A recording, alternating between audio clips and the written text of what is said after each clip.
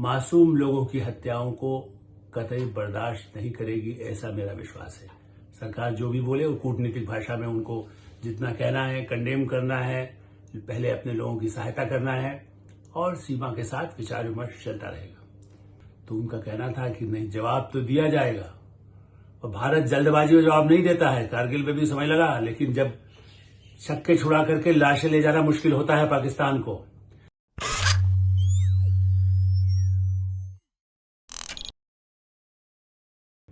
नमस्कार, मैं हूं आलोक मेहता।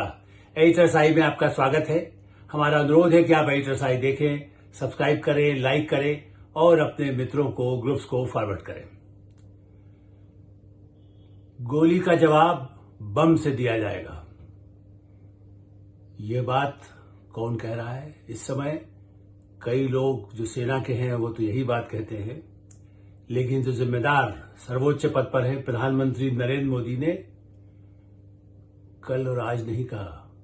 उन्होंने 1995 तब वो न मुख्यमंत्री थे और न ही प्रधानमंत्री, लेकिन जिस तरह से आतंकवादी गतिविधियां जम्मू कश्मीर में हो रही थी और ऐसे भारत के लोग जिनको कह सकते हैं आतंकवादी पाकिस्तान से जो घुसपैठ करके मार रहे थे, तब कोई बात हुई, तब नरेंद्र मोदी ने यह जवाब दिया था।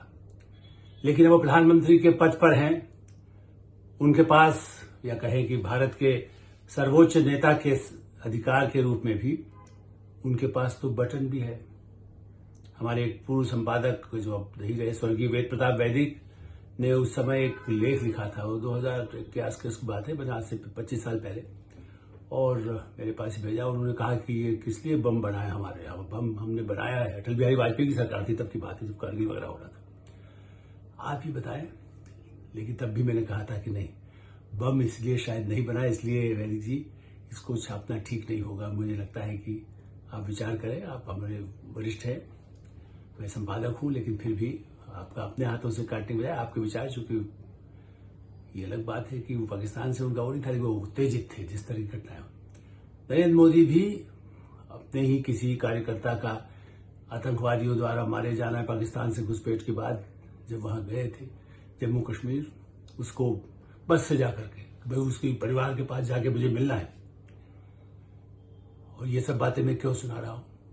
इसलिए कि जिस तरह से जिस समय प्रधानमंत्री नरेंद्र मोदी और उनका मंत्रिमंडल शपथ ले रहा था, उस समय पाकिस्तान ने सोच समझ करके, जिसको हम तो इसी को कहेंगे, चूंकि वहां की ISI, वहां की सेना, सरकार तो कठपुतली है, उसकी बात नहीं समझ में आती, लेकिन उस कठपुतली उनको लगा कि भारत लोकतंत्र की विजय बना रहा है, इतना बड़ा दुनिया में सब जय जयकार हो रही है, सारी दुनिया से बधाइयां मिल रही हैं। तो उनके आतंकवादियों ने जम्मू क्षेत्र में, कश्मीर में भी इतने हमारी सेना है, लेकिन जो मासूम तीर्थयात्री शिव मंदिर से कटरा वैष्णो देवी की तरफ जा रहे थे, ऐसे चलते हुए बस पर इतनी गोली चलाई कि बस जाके नीचे खाई में गिरी, 9 लोग मारे गए, 33, 34, 33, 34 लोग घायल हुए। घायलों का उपचार हो, उनको सहायता हो, ये अलग बात है। उससे एकदम, जैसे कहते हैं ना, शुभ कार्य के समय में कोई बाहर ऐसा कोई दुर्घटना भी होती है, लेकिन दुर्घटना नहीं थी, यह हमला था।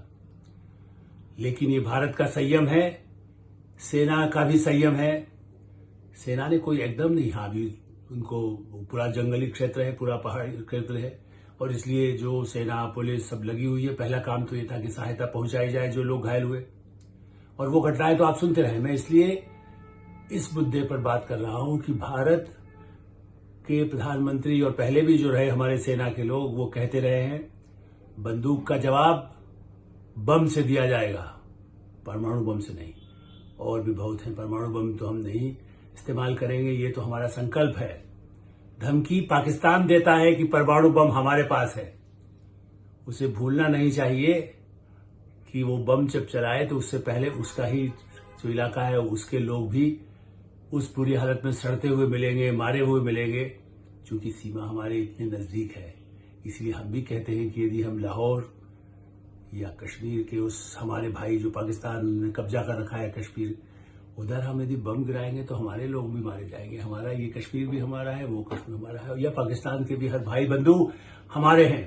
ये भारत का संकल्प है, इसलिए परमाणु बम नहीं लेकिन और बम, जैसे सर्जिकल स्ट्राइक हुआ कल भी, तुरंत सेना के कुछ अधिकारियों ने यही कहा मुझसे। हम लोगों ने जब कुछ बात की कि कितनी चिंता की बात है, तो उनका कहना था कि नहीं, जवाब तो दिया जाएगा। और भारत जल्दबाजी में जवाब नहीं देता है। कारगिल में भी समय लगा, लेकिन जब छक्के छुड़ा करके लाशें ले जाना मुश्किल होता है पाकिस्तान को। जम्मू कश्मीर में आतंकवादी हमले के लिए सारी दुनिया में आइसोलेट हो रहा है। ओसामा बिन लादेन को पनाह देने वाला पाकिस्तान अब इस हद तक आतंकवाद को बढ़ा रहा है। ट्रूडो टाइप के लोग जो है कनाडा के, आज उनको भी चेतावनी दी गई है। खालिस्तान के नाम पर जो भारत के खिलाफ लगातार विदेश में पैसा, वहां से फंडिंग होती है और वहां की सरकार भी खालिस्तान वालों को सपोर्ट यदि करती है, जो कोई एक आतंकवादी समूह है, वो भी उसके गिने चुने, कोई भारत में कोई खालिस्तान का समर्थक नहीं है, देश के किसी हिस्से में नहीं, पंजाब में तो कतई नहीं है। खाली हाँ, उसके नाम पर लोगों को भटकाना, उनको पैसे से, उनको ड्रग्स दे दे करके उनसे वोट भी खालिस्तानी कोई अमृतपाल को दिलवा देना, ये तो ट्रूडो कर सकते हैं। क्या उनके, ट्रूडो पर आरोप इसलिए मैं लगा रहा हूं कि भारत सरकार ने जब उन्होंने बधाई तो उसका जवाब प्रधानमंत्री ने यही दिया कि आप भी संबंधों को ध्यान रखें, जो कर रहे हैं वो, कुछ और बताने की जरूरत नहीं थी। अपने आप कूटनीति में भाषा समझ में आती है। इसलिए दुनिया को भारत जब लोकतंत्र की ताकत दिखा रहा है, पाकिस्तान के नापाक इरादे एक बार फिर से जाहिर हुए हैं और इसका जवाब तो सेना देगी ही। और सेना को पूरी छूट प्रधानमंत्री नरेंद्र मोदी ने दे रखी है। हमला कभी नहीं किया। मैं तो आज 71 के भी जनरल मानेकशॉ ने भी हमला अपनी तरफ से नहीं किया था। जब पाकिस्तान ने हरकत की, बांग्लादेश में जो हो रहा था, उसके बाद हमारी सीमा पर जब हमला किया तो उसको कैसा करारा जवाब मिला था। भारत अब वो नहीं है जो 62 में था या इवन 71 में था या कारगिल के समय था। भारत अब दुनिया का सबसे एक तरह से उन शक्तिशाली देशों के बीच में खड़ा है, जिसमें अमेरिका, रूस और यहां तक कि जो चीन की कठपुतली पाकिस्तान बनता है, चीन भी एक बार किनारा कर लेगा। वो भारत से संघर्ष नहीं करना चाहता। उसका व्यापार, आर्थिक, आज भी भारत पर बहुत कुछ उसको व्यापार करने की, आर्थिक संबंध बनाने की तमन्ना रहती नहीं। बराबर हुए, पिछले साल भी सबसे अधिक व्यापार उसने भारत के साथ किया है पहले के सब वर्षों के मुकाबले में। इसलिए पाकिस्तान की ये जो गलतफहमी और जो वहां का आईएसआई, वहां की सेना, भारत के मासूम लोगों की, बच्चे भी इस बस में, सामान्य परिवारों के, मध्यम परिवारों के बच्चे, महिलाएं, पुरुष, बुजुर्ग, युवा, उन पर जो घिनौना हमला किया गया है, उसका जवाब भारत की सेना जानती है। कब दिया जाएगा, ये भारत तय करता है। ये दूसरा कोई देश तय नहीं करता है कि हमें पूछना होगा, hello mister Biden, what we want to do. नहीं, भारत करेगा। उसके बाद परमाणु परीक्षण करने के बाद भी अमेरिका प्रतिबंध लगा दिया, तब भी हमने परवाह न की। अरे प्रतिबंध तो ईरान पर उतना लगा दिया अमेरिका ने, तब कोई परवाह नहीं की। तो पाकिस्तान या चीन के किसी प्रतिबंध की कोई बात कहेगा कि आपने क्यों किया कार्रवाई, इसका जवाब दिया जाएगा।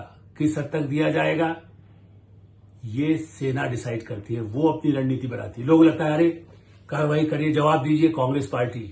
यहां पे एक बार याद आया, शपथ ग्रहण से 3 घंटे पहले, 4 घंटे पहले हम अपने न्यूज चैनल पर जब बात कर रहे थे, शुरुआत ही हुई थी बात की 3 बजे न्यूज एक्स पर, आप देख लीजिएगा चाहे। कांग्रेस के प्रवक्ता मिस्टर कुरियन, ये सब बड़ी, क्या बोले, पाकिस्तान को आपने नहीं बुलाया, भारत ने नहीं बुलाया। आपने, हम चैनल भारत को बुला लेंगे, पाकिस्तान नहीं तो पत्रकार कोई आकर के बात कहे, अपनी बात भी रखे, तो हम कूटनीतिक संबंध में कभी भारत ने मना नहीं किया है, न मीडिया ने मना किया है। हम उनके विचार, यदि वो शांति स्थापना की बात करते हैं तो हम, मीडिया भी करता है, देश करता है, सरकार करती है कि ठीक है आप आतंकवादी गतिविधि बंद करिए, तो संवाद होगा। लेकिन कांग्रेस पार्टी का प्रवक्ता भेजा हुआ राहुल गांधी और मल्लिकार्जुन खड़गे जो अध्यक्ष हैं, वो क्या बहसता है, पाकिस्तान को निमंत्रण नहीं दिया। 2-4 घंटे बीते थे और बिना बुलाए वो पाकिस्तान ने भेज दिए, वो अतिथि तो नहीं कहूंगा, आतंकवादी, दुनिया के दुश्मन। उनको निमंत्रण किसने दिया,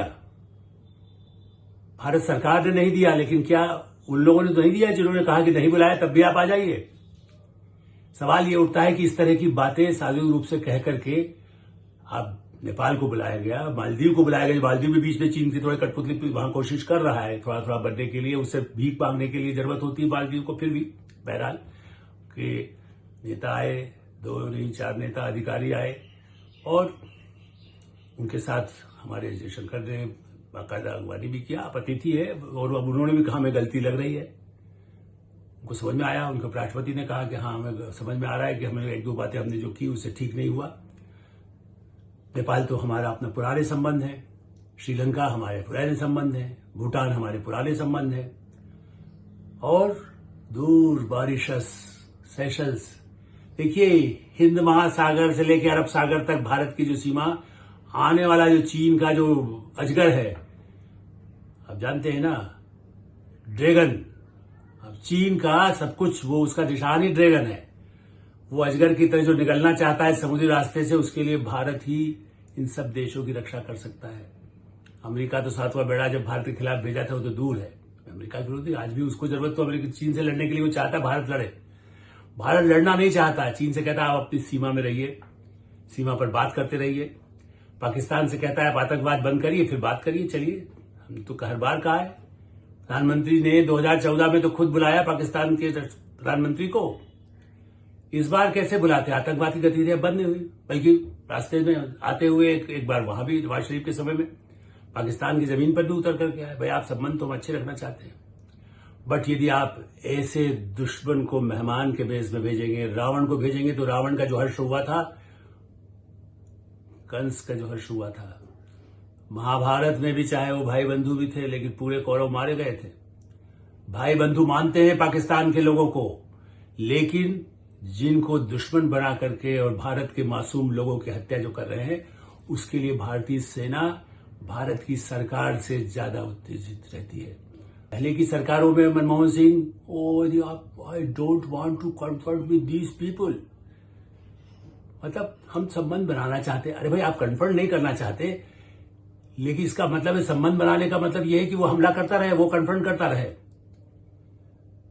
उनकी शांति की बात समझ में आती है महात्मा गांधी के, लेकिन महात्मा गांधी ने यह नहीं कहा था कि भारत की जमीन पर कोई कब्जा कर ले, भारत के मासूम लोगों की हत्या कर दे और आप पुलिस वहां पर मूक दर्शक बैठी रही। भारतीय सेना है, ये ब्रिटिश गुलामों की सेवा नहीं है जो उनके हिसाब से चले।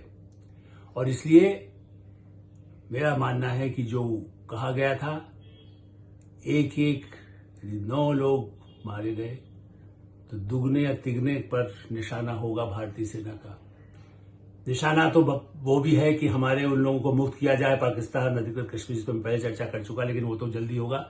वो फैसला कब होगा हम नहीं जानते, वो सरकार और सेना तय करेगी। कश्मीर के लोग तो खुद, जो खास करके पाकिस्तान अधिकृत, वो तो कह ही रहा है। लेकिन हमारी इतनी लंबी चौड़ी सीमा है, रेगिस्तान से लेकर के हिमालय की तरफ, कश्मीर से लेके और राजस्थान तक, या उधर अरुणाचल पर, लेकिन पाकिस्तान से लगी तो सीमा इधर है। उधर चीन की सीमा तो चलो हम कह सकते हैं कि उधर है, लेकिन इधर यदि पाकिस्तान जो हरकत कर रहा है, तो इसका जवाब बहुत ही धुआंधार भारत की वायुसेना, भारत की थल सेना, और यदि गलतफहमी है तो समुद्री। कराची दूर नहीं है, गुजरात से कराची पहुंचने में समय कम लगता है, दिल्ली से या अमृतसर से लाहौर जाने में समय वाघा बॉर्डर से कम लगता है। लेकिन कराची जो है, आप मुंबई मान करके उसको मुंबई कहा जाता है छोटा, वो दूर नहीं है। और भारत चुप नहीं बैठेगा। भारत की सरकार मासूम लोगों की हत्याओं को कतई बर्दाश्त नहीं करेगी, ऐसा मेरा विश्वास है। सरकार जो भी बोले वो कूटनीतिक भाषा में उनको जितना कहना है, कंडेम करना है, पहले अपने लोगों की सहायता करना है, और सीमा के साथ विचार विमर्श चलता रहेगा। तो HSI में ये कुछ बातें बताना चाहता था कि भारत जवाब तो देगा ही, और इसलिए हम यही विराम देते हैं। आप HSI देखते रहें, सब्सक्राइब करें, लाइक करें, मित्रों और ग्रुप्स को फॉरवर्ड करें। शांति तो मैं भी चाहता हूं, कभी न सांप्रदायिक हो न पड़ोसी से हो, लेकिन जब शांति को कोई भंग करेगा तो उसका जवाब दिया जाए। आप भी मेरी राय से सहमत होंगे। लाइक करें, सब्सक्राइब करें, मित्रों को फॉरवर्ड करें, और एक सहमति राष्ट्र के हित में, देश के हित में, मासूम जनता के हित में आतंकवाद के खिलाफ अपनी लड़ाई, वैचारिक लड़ाई भी जारी रखें। धन्यवाद, नमस्कार।